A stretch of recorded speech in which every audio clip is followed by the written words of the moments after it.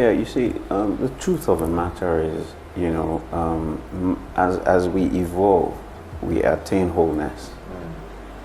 When you become born again, your spirit is completely brand new. But you need to constantly renew your mind and then subject your flesh.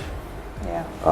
So you are working towards wholeness in your evolution on earth. Now, God must have gotten mathematics wrong if we're looking at it from the context of mathematics. Now, linking back to what you said in terms of, faith cometh by hearing. Every human being, the concept of faith, right, is what helps us to function as humans. For the fact that I'm sitting on this chair, I have faith that this chair can carry me. If not, you will see how paranoid I'll be. Yeah. Right? For us to be able to drink water in a bottle or from a glass, it means that we have faith that, that water will quench our thirst or that water is not poison. Faith by itself is a way of man functioning. We cannot function without faith. For you to get into an aeroplane and let that aeroplane fly is faith. For you to get into your car, you get dressed in the morning, take your key and believe that when you crank that engine, it will start. It's faith. So, people, over spiritualize the concept of faith. It's a spiritual concept, right? But we're spiritual people, right? But so we need faith to function. So you were talking about faith cometh by hearing. Now, it is not just, you read the Bible or preaching. When you hear your husband say you're stupid, you're an idiot, faith develops from it. So you begin to believe what he says. Faith is the substance of things, hope for, and evidence of things not yet seen. So from what he says, you develop an evidence that it must be true.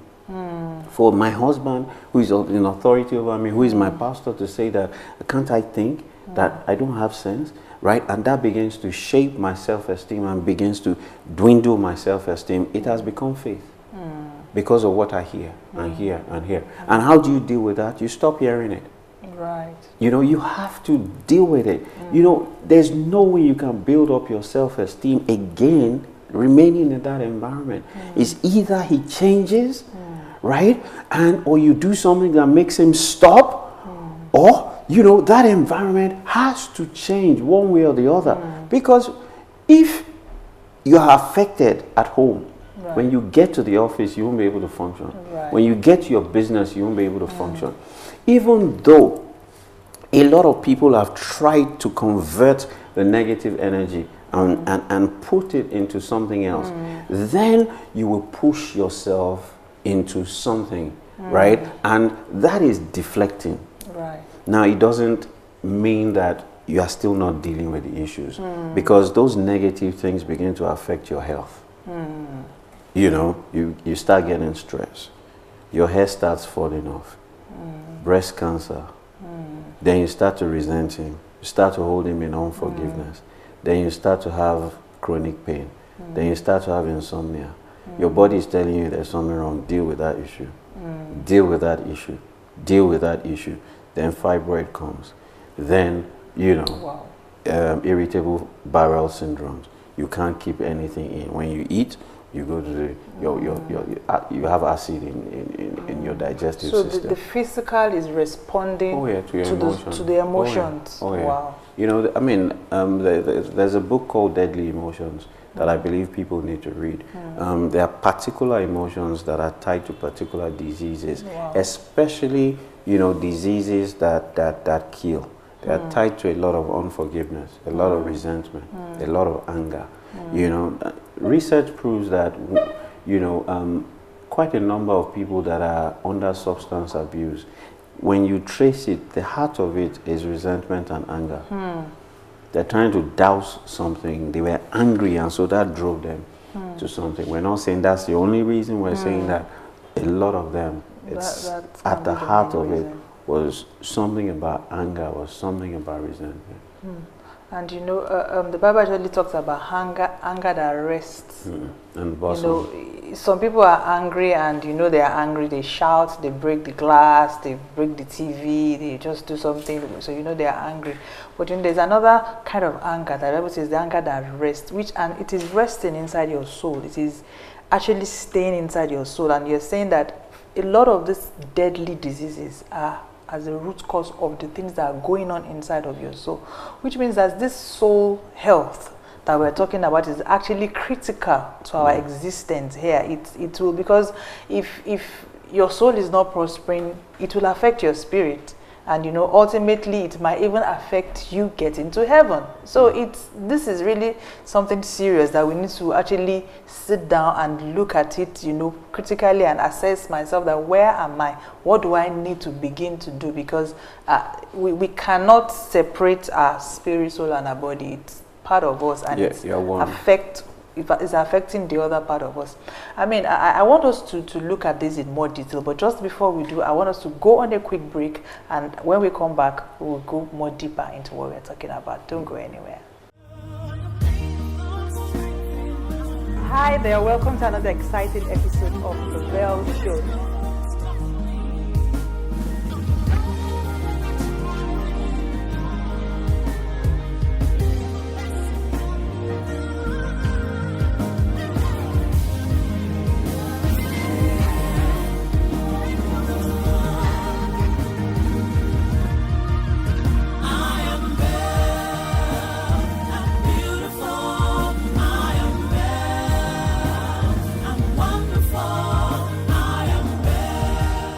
You're welcome back. We're still talking about having a healthy self-esteem with yourself. You know, it's important for you to be healthy in yourself, to be whole, so that you can be a blessing to every other relationship in your life. And we started talking about the married relationship. Started talking about money, the effect of money in the married relationship, because sometimes you can feel that because you don't physically have the cash, then something is wrong somewhere. But you know, I was just wondering, can money having money affect make you have a healthy self-esteem, boost your self-esteem? You know, the anomaly is that people create anchors around themselves that they hope can help them feel good. Now, there's a difference between feeling good and having a healthy self-esteem. Right. We have anchors around us that help us create security, a sense of security. There is a difference between true security and false security. So, you know, sometimes quite a number of people place their anchor on money as, you know, that thing or that trigger or that anchor that helps me feel good. So money, some people have, you know, allocated power to. But what happens when you don't have it? Right. Because we often, I mean, from the book, the money book, we say that money has wings. Right. It flies away from the person that lacks self-esteem, self-confidence, self-belief, and flies towards the person that is diligent, that is committed, that has self-esteem, self-confidence. So even for you to be able to have and maintain and manage money, you need to have a healthy self-esteem. Oh, of course. Wow. You know, because money in itself, right, is energy. Money is your mindset. Money is a function of your imagination, your thoughts, your beliefs, right? Money is value, not that paper. And value is created, you know, when you have a fantastic self-esteem, self-confidence, self-belief. Go and check all rich, truly rich, wealthy, and successful people. They are very self-confident. And it's not a function of the money. They've always been self-confident. They've always had a healthy self-esteem. They've always had a self-belief. That is what drove them to want to be of service to humanity, to meet the needs of humanity and to add value to humanity and solve the problems, you know, of humanity. Then they create value from the solutions that they are. Right. And then people pay for that value. And they don't despise the value. Now, rich men, right, they honor themselves. They do not play around with their sense of honor and value. Poor men, they despise each other. You know, they talk negative and they talk down at each other. But one of the critical essence of a rich man or a wealthy man is a rich man does not play around with his So it's honor. all in your mind. It's all in the mind. Wow. Wow, that's interesting. I mean, what would just come into my mind now, talking about having a healthy self-esteem, because you call them anchors, you know, the things that you can use to boost your self-esteem. And you know, sometimes, you know, I was reading about the Proverbs 31 woman, and I was like, wow, this is some kind of a woman, man. She's good. She's got it all together.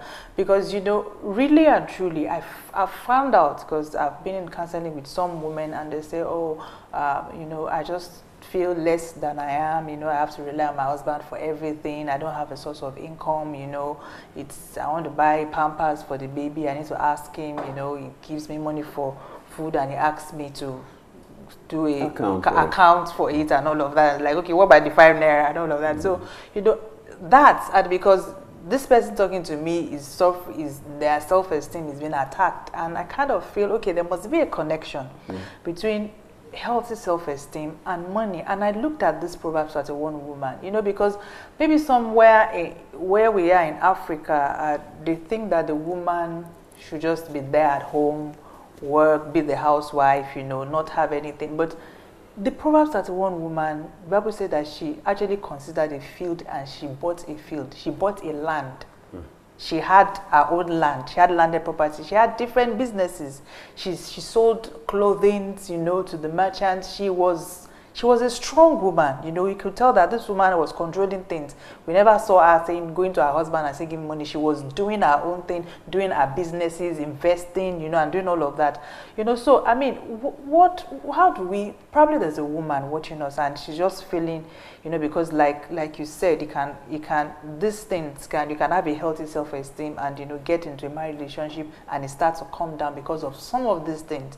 How do I, you know, I'm still, you know, you are still there as a woman. How can you begin to, you know, get over that feeling because of finances in your marriage? You know, I think the heart of it is understanding who you are and what defines you as a woman. The world defines you. When I check the definition of woman in a dictionary, the dictionary defines a woman as a shapely woman with breasts and hips and features that is shapely. A woman is a being with vagina and ovaries. And if we look at musical videos, we look at films, we look at how the world depicts a woman, they depict a woman that way. Right. Now, because of our environment and what we look upon, right, they are coloring our perception of who we are. Right. So we are objects, we are sexual objects, we are, you know, we're those shapely things, we're objects, you know, and we shake our bum in musical videos and all of that. So a woman thinks that for me to be a woman, that's what I need to do. Right. Now, that has colored her perception of who she is. But the world did not create the woman. God did. Right. So when we go back to creation and we go back to your creator, what does your creator say about you? Your creator says that who can find a virtuous woman, for her price is far above ruby. Yeah.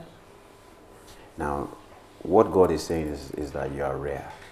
But I can only compare you with the rarest ruby. When I searched for the rarest ruby, I found that it was the Indian Burma ruby. Now, the Indian Burma ruby is 47.69 carat, approximately 48 carat. Now, the carat depicts the character of the ruby. Now, when I checked Proverbs 31, I found 48 characters of the virtuous woman. Now, within those 48 character traits of the virtuous woman, right, there's one critical virtue that harmonizes everything. Right. Now, it talks about the 48 character traits. She's diligent, she's enterprising, she's loving, she's honest, she is, you know, all of those things. But there's one critical one. She loves. she's loving. Now, if you love yourself, then you will see yourself as God sees you. Right. Then you will live as God expects you to live. Then you will begin to conform as the Proverbs 31 woman, and you will be whole. Right. And it is only that whole woman that can add value to anybody.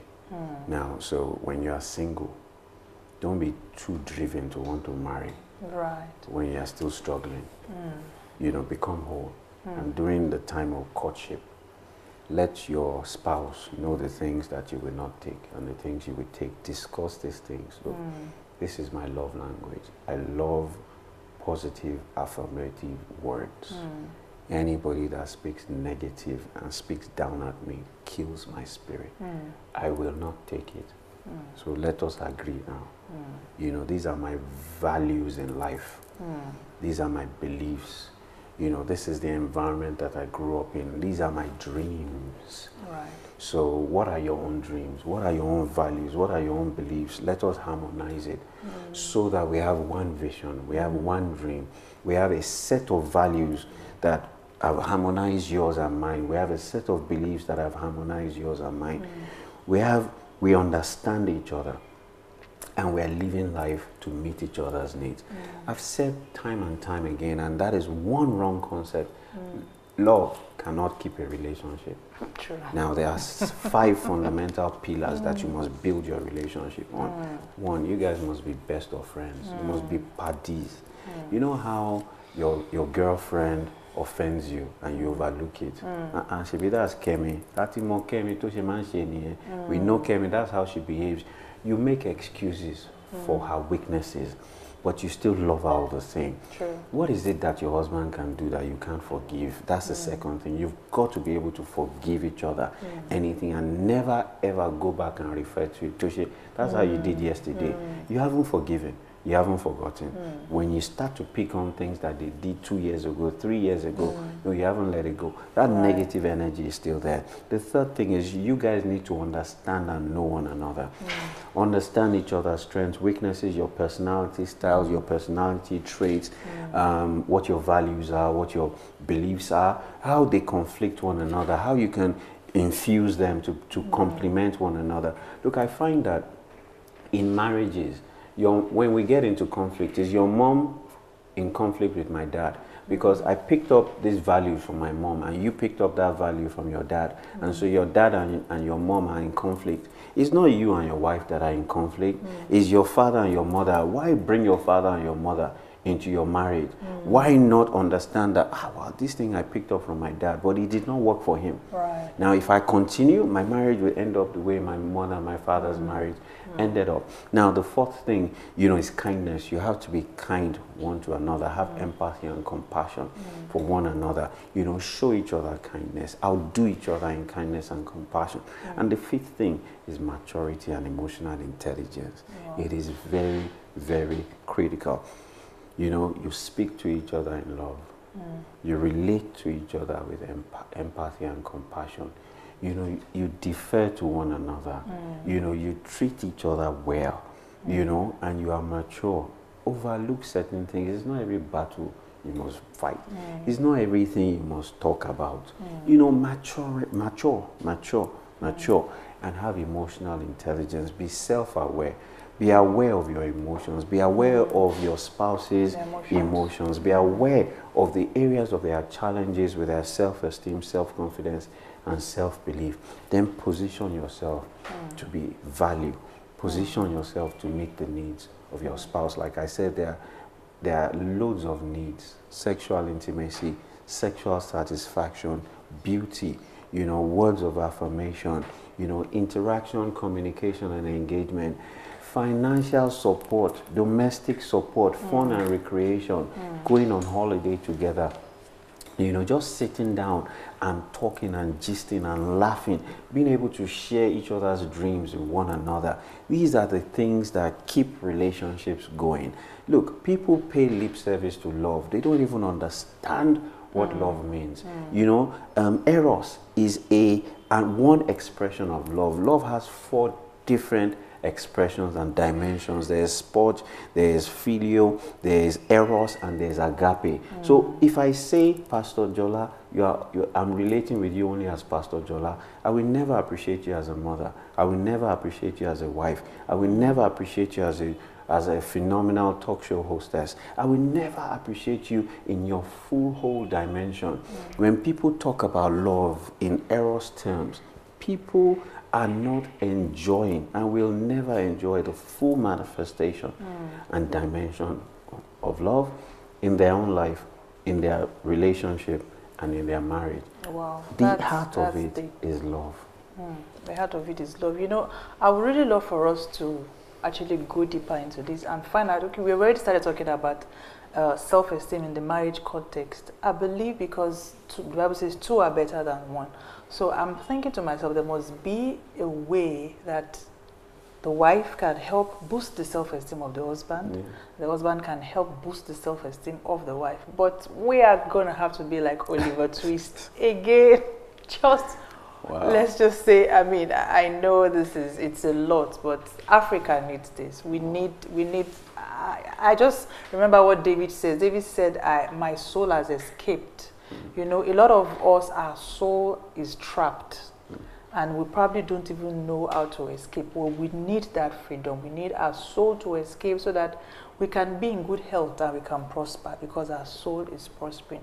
We usually, before we close the show, we'll just take a few questions. I mean, we might just be able to take one on this show, and I'm, you know, already believing and hoping that you'll be able to find time to come back again so that we can just, you know, I know this we can talk about it for a whole year, but, you know, let's just at least try and tidy that up so that, you know, our viewers can really get, you know, the meat of what we're talking about. I am Belle, I'm beautiful, I am Belle, I'm wonderful. Hi, my name is Victoria, and my question is, every time I do something new to impress my husband, such as new clothes, hair and makeup, I get good remarks from people, but my husband never appreciates it even with the little effort I make. My self-esteem is suffering because of his opinion, because I believe his opinion counts. What can I do? Wow, I mean, this is very, very similar to what we're already talking about. So, I mean, what would you say to Victoria? You know, I think, you know, first of all, is you need to understand your husband. The things that you are doing to try and impress him are physical, visual things. And there are four kinds of people. There are visual people, there are auditory tonal people, there are auditory digital people, people that make sense of things. Auditory tonal people are people that words touch them. And, you know, there are kinesthetic people, people that feel. Now, she's trying to use visual to impress her husband. He may not be visual. Right. So he may not even see what it is that she's doing. Maybe, you know, his auditory tonal, what connects with him are words. Right. He may be auditory digital. What makes sense to him is really how he interprets the world. Or he may be kinesthetic, he may be a feeler. And it's through his emotions and his feelings, you know, that he connects with things. And so the first thing that you may be doing wrong is, you're speaking a different language. Because visual people speak different languages. Kinesthetic people speak kinesthetic languages. Then the second thing is, look, your happiness does not come from the east, the west, the north, and the south. Things don't make you happy. People don't make you happy. Your husband does not have your happiness button. Neither do your children, except you place that button and install it in them. Naturally, God did not install your happiness or your self-esteem or your self-belief button in your husband or in your wristwatch or in anything. It lies deep within you. Now, what you need to do is you need to take that button back. Put it back where it rightfully was set up from creation. And from deep within yourself, create that self-esteem for yourself. Because the truth of the matter is, your husband will never make you happy. He can never. He wasn't designed to be the one. Only you can make yourself happy, and only God can make you happy, can make you feel whole, and make you feel fulfilled. Wow, that's a very, very insightful. Your happiness is in your hands. It's not in the hand of anybody. It's not in the hand of anything. Every other thing or somebody else, they may pacify you. It is only God that can satisfy you. And it's in your hands. Whatever you need to do to begin to come out of that state of low self-esteem, that place where you just don't have a healthy relationship with yourself, is in your hand. You need to make up your mind. You need to make that decision today and say, today I'm beginning a journey of where I will develop a healthy self-esteem with myself. I'm beginning to focus my thought.